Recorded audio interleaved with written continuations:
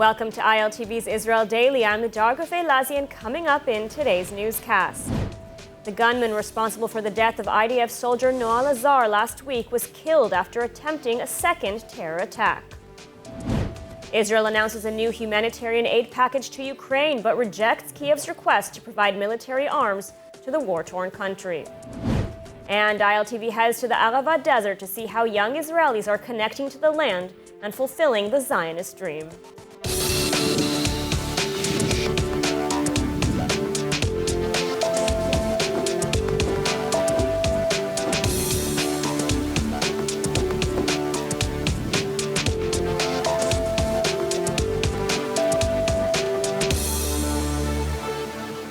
The gunman responsible for the shooting death of Staff Sergeant Noa Lazar last week was killed last night after attempting another attack in Ma'ale Adumim. The family of the fallen soldier expressed satisfaction that justice had been served. More on this report from Steve Leibovitz. After 11 days on the run, the 22-year-old terrorist Uday Tamimi arrived at the entrance to Ma'ale Adumim. He opened fire and was killed in a hail of bullets fired by security guards. One guard was wounded in the exchange. Tamimi shot and killed Lazar last week at the Shuafat checkpoint in eastern Jerusalem. He had escaped the scene and was a fugitive when attempting last night's attack. According to witnesses, a grenade and knife were found on Tamimi's body. Tamimi was responsible for killing Lazar and severely wounding a security guard and a soldier. Since the shooting, Israeli police, Shin Bet, and border police have arrested several Palestinians suspected of aiding the fugitive. After learning the news, Lazar's family thanked security forces for their efforts. In a statement, the family said, "With his death, the circle has been closed and justice was done quickly. The family thanks the nation of Israel for the support it received in these difficult moments." Prime Minister Yair Lapid praised security forces for the elimination of Tamimi. Lapid vowed, "We will not rest until we get our hands on every terrorist that has harmed Israeli citizens and IDF soldiers. We'll act hard and without hesitation against terrorism." Meanwhile, IDF soldiers overnight arrested 12 wanted Palestinians in the West Bank amid growing unrest. Video footage shows a convoy of military vehicles coming under rock attack in the Ramallah area, and a Palestinian was reportedly shot and wounded after allegedly hurling firebombs at troops. The Israel Defense Forces launched major arrest operations after a series of Palestinian attacks that killed 19 people earlier this year. The military said no troops were hurt during the overnight raids. The anti-terrorist offensive, launched earlier this year, has netted more than 2,000 arrests during the nearly nightly raids in Palestinian cities, towns, and villages. It has also left around 100 Palestinians dead, many of them while carrying out attacks or during clashes with security forces.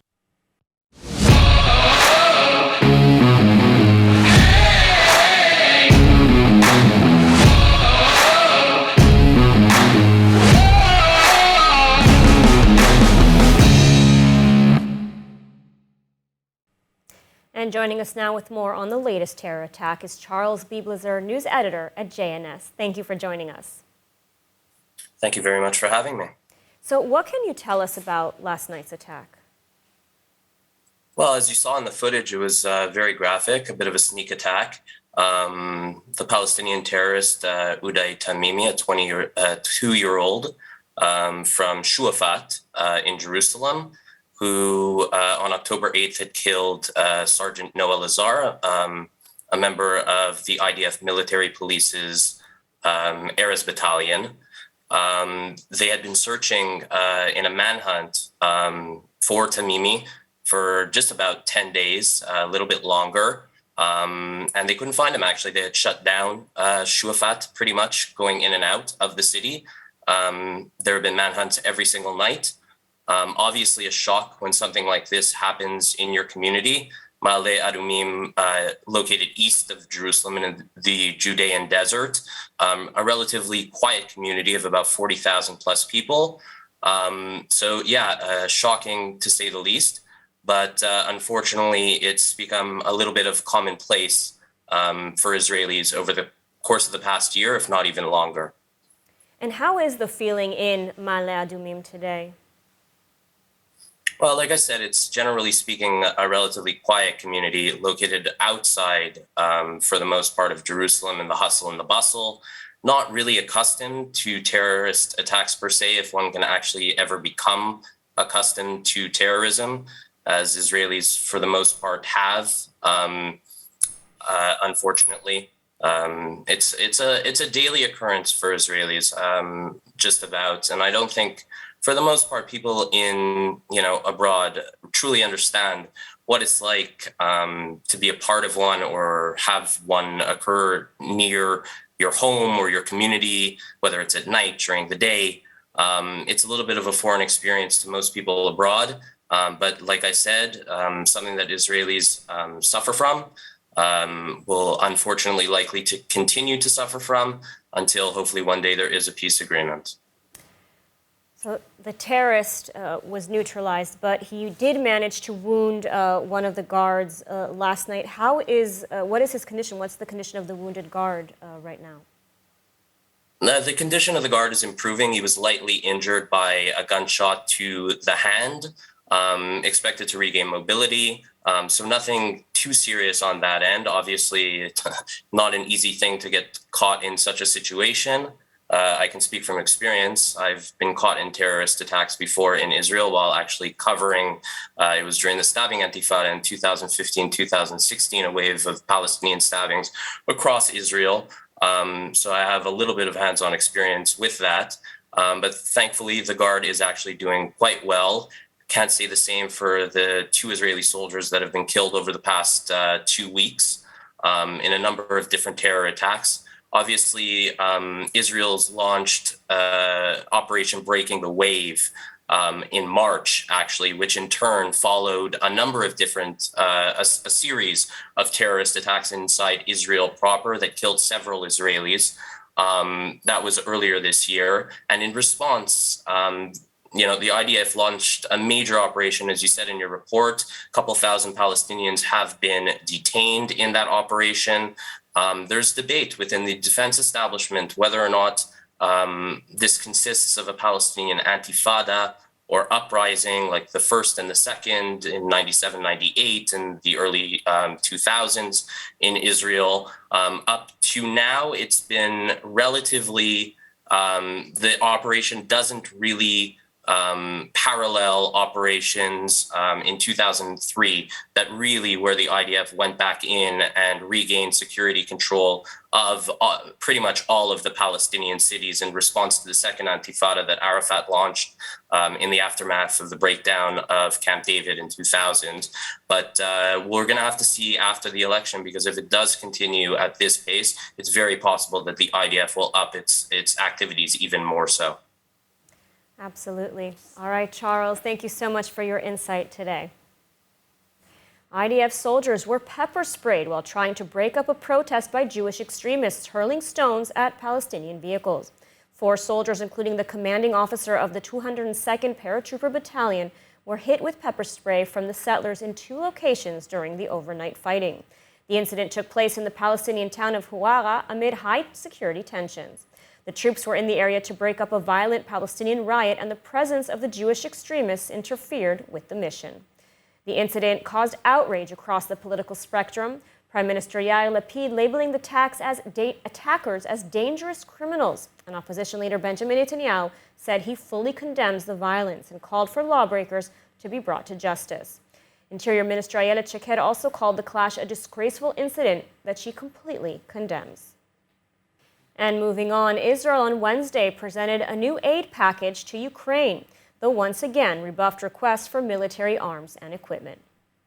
Defense Minister Benny Gantz on Wednesday announced a new humanitarian aid package for Ukraine amid the ongoing Russian invasion, but reiterated that Israel would continue its policy not to supply weapons or military equipment. I must emphasize that Israel stands with Ukrainian people and with the West.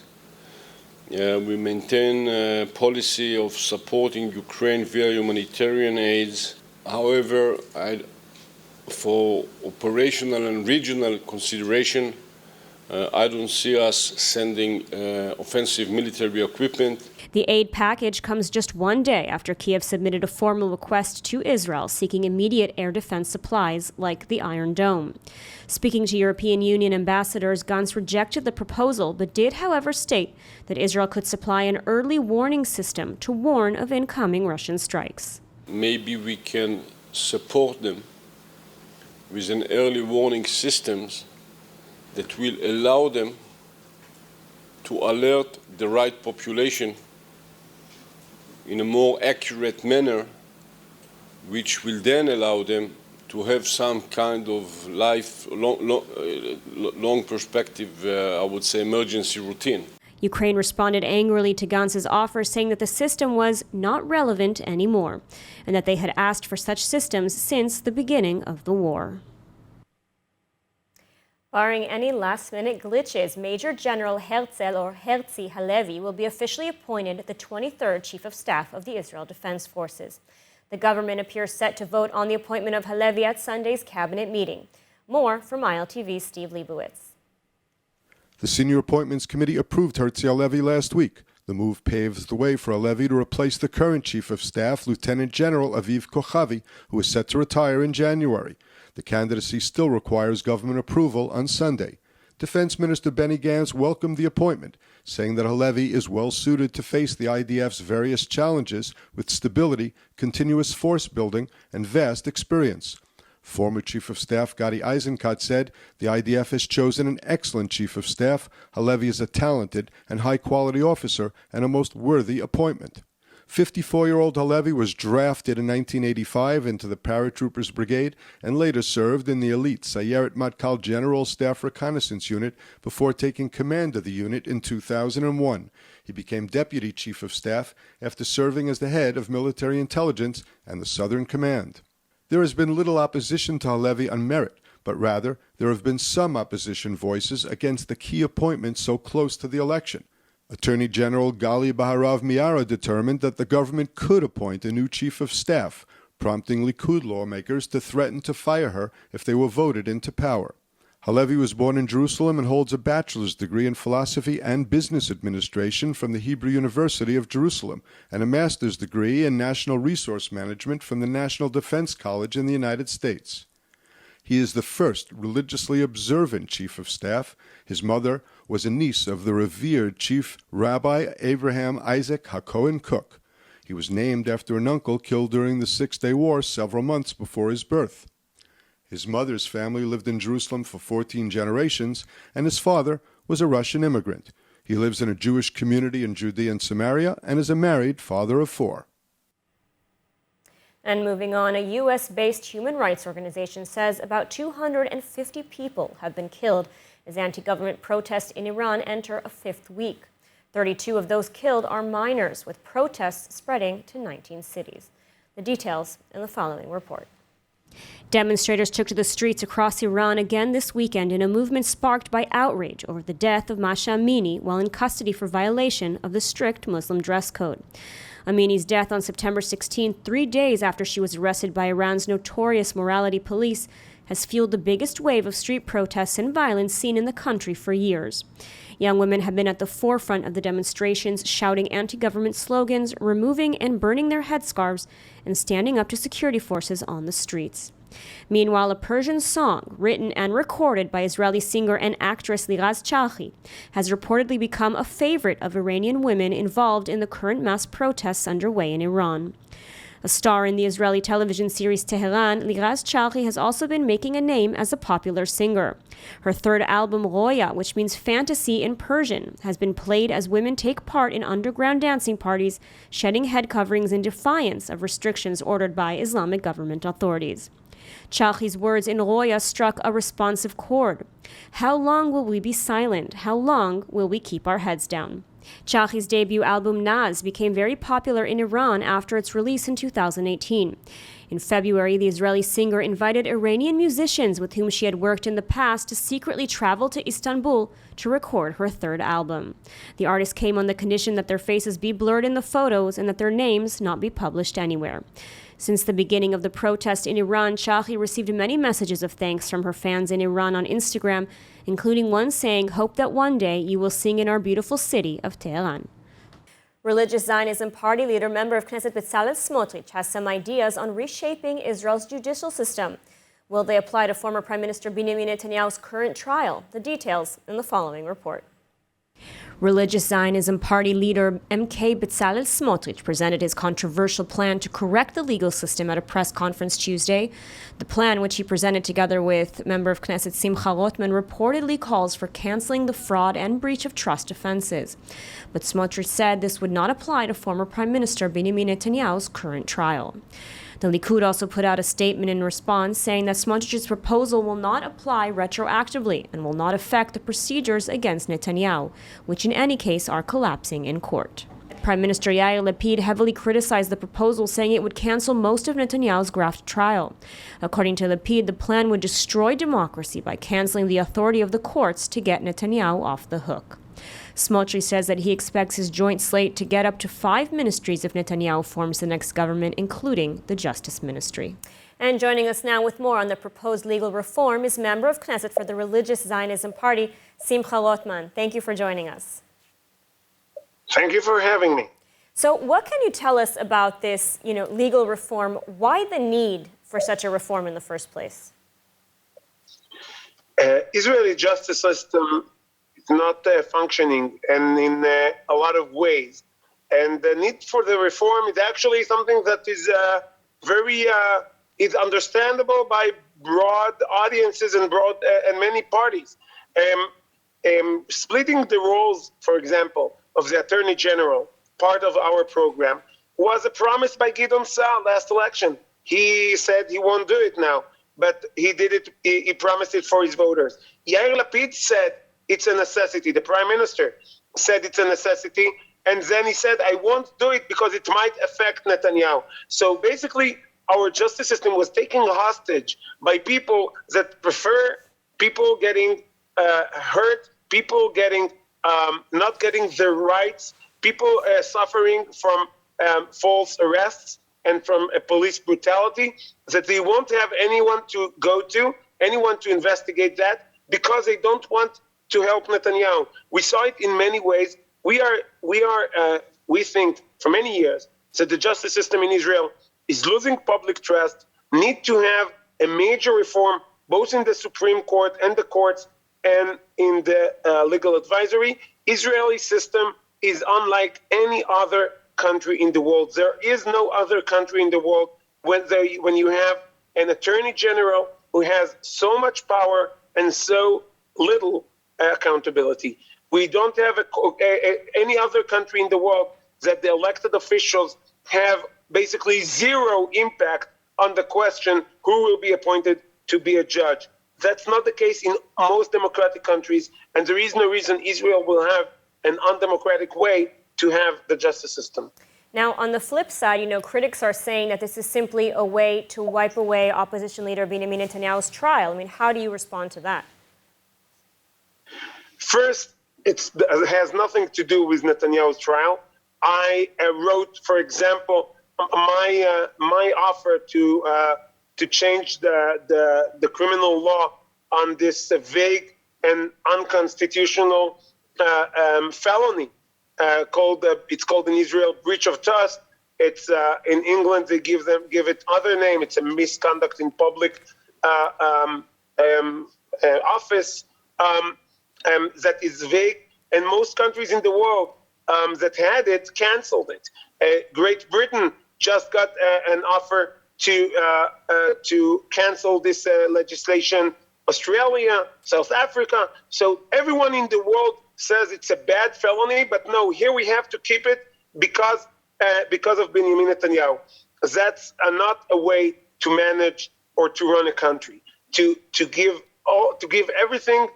To give up on any offer to reform because you think about Netanyahu's trial. But also, Netanyahu, one of the accusations against him is bribery. No one is offering to change anything in the bribery. And also, Netanyahu's, even we said in the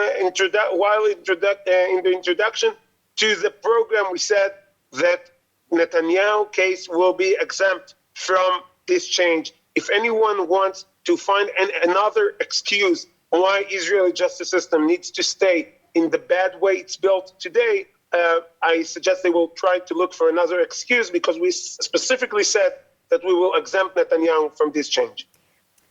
All right, Simcha Rotman, thank you so much for taking the time to speak with us today. Thank you. And now, in the middle of the forbidding Arava desert, a project is flourishing designed to make a piece of the Israeli desert bloom. The Adam and Adama boarding school sponsored by JNF USA is giving hundreds of young Israelis added meaning to their lives as they fulfill the Zionist dream. More in the following report. The Desert School is a joint project of the Jewish National Fund USA and their affiliate HaShomer HaChadash, or New Guardians. The goal was to establish the Adam and Adama School, which means man and land, with the vision to educate the young generation to love the land and connect through the soil, while at the same time providing real practical help for Israeli farmers. School educators use path-breaking methods that combine real-life tasks with meaningful studies. The philosophy of the school is that the students are not only students. They're part of a national mission of helping and maintaining and flourishing the agriculture in all the south of Israel. They help the farmers every single day, and they work with them in order to maintain the agriculture in this part of the country where it's not very easy to maintain. Their day-to-day life looks a bit different than every other student. They wake up between 4 and 5 in the morning, and they work from 6 in the morning till 11 o'clock in the morning in the farms. And after that, they go to school. We learn here things we don't learn in regular schools, like we really learn about Zionism and the problems in the Israeli community. And we also work at the field in the morning instead of going to school, and we only learn afternoon. Since 2015, the high school expanded into an educational agricultural network, operating in the Arava Desert, the Tavol Mountain, in the Golan Heights, and Nitzanim near the Gaza border. The students come from all parts of Israel from both secular and religious backgrounds. This is in accordance with the avowed aim of creating an involved, connected, and inclusive Israeli society. The Adam and Adama School Network believes that agriculture is a cornerstone of Israel's national enterprise. Further, it instills the concept that working the land is the basis for values of leadership and responsibility, perseverance, and humility. It also acts as a catalyst of growth in the region, bringing high-quality jobs to the school and allowing new families to move to the region. Jewish National Fund USA basically helped build this first campus of Adam V'Adama, which the students learn in every single day. And the building of this first campus is what enabled Adam V'Adama to flourish and grow, and now there are 4 different campuses all around the country.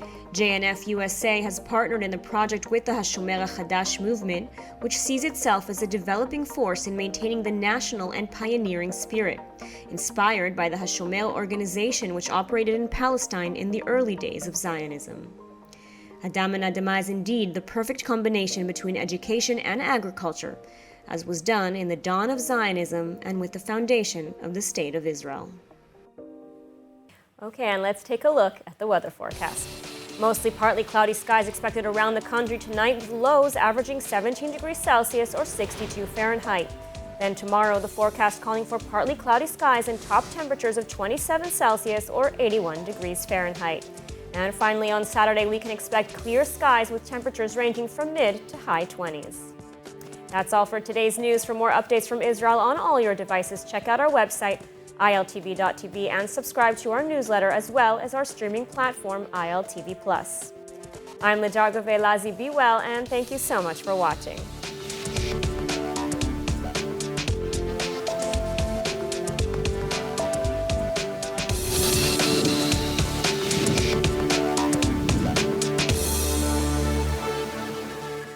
Hi everyone, it's Emmanuel Well, Kadosh, I wanted to invite you all to subscribe to ILTV Plus, where you can find our daily news and updates about Israel. And not only that, but live feeds, entertainment, our kosher food show, and so much more. Needless to say, your subscription to ILTV Plus helps us grow and create more content while also supporting the state of Israel. Our app is available on all platforms and devices, so I'll see you guys there.